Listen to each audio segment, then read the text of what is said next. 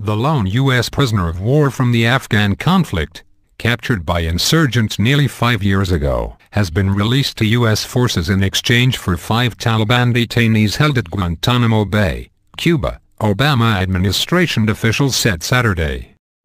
The soldier, Sergeant Bo Bergdahl, 28, was handed over to U.S. Special Operations troops inside Afghanistan near the Pakistan border Saturday in a tense but uneventful exchange with 18 Taliban officials, U.S. officials said. Moments later, Bergdahl was whisked away by the helicopter-borne commandos. He was described in good physical condition.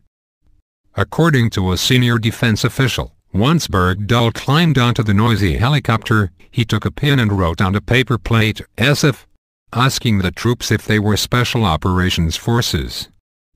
One shouted back at him over the roar of the rotors, "Yes, we've been looking for you for a long time."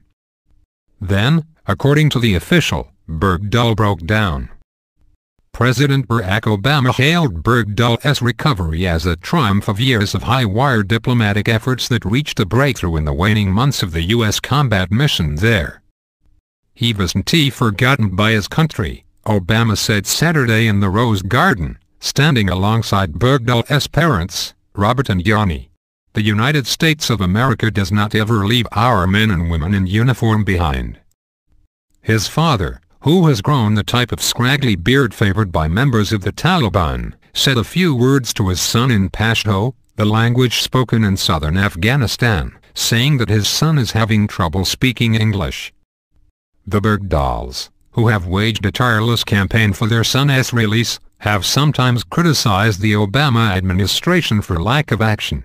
But at the Rose Garden appearance and in a statement released earlier in the day, they praised the U.S. and Qatari governments for their help. "We cannot wait to wrap our arms around our only son," they said in this statement. "Today, we are ecstatic." Family and friends in the Bergdahl family's hometown of Haley, Idaho, said they were planning a celebration for Sunday. A military official said Bergdahl was expected to be flown to Landstuhl Regional Medical Facility in Germany as early as Sunday morning. He would then be transferred to Brooke Army Medical Center in San Antonio when doctors felt he was fit to travel. Bergdahl is believed to have been held by the Haqqani network since June 30, 2009. Haqqani operates in the Afghanistan-Pakistan border region and has been one of the deadliest threats to U.S. troops in the war. The circumstances of how Bergdahl was separated from his unit and captured have remained a mystery. The 5 Taliban detainees at Guantanamo included senior militant commanders said to be linked to operations that killed U.S. and allied troops as well as implicated in the deaths of thousands of Shiite Muslims in Afghanistan. The detainees were flown from Cuba in the custody of officials from Qatar, who will accompany them back to that Persian Gulf state, where they will be subject to security restrictions, including a 1-year travel ban. Senior administration officials said that the discussions over the prisoner swap, which were secretly restarted last fall after collapsing months earlier, did not necessarily signal the resumption of the broader peace talks to end the 13-year war. "This is the only issue we've discussed with the Taliban in recent months," a senior administration official said.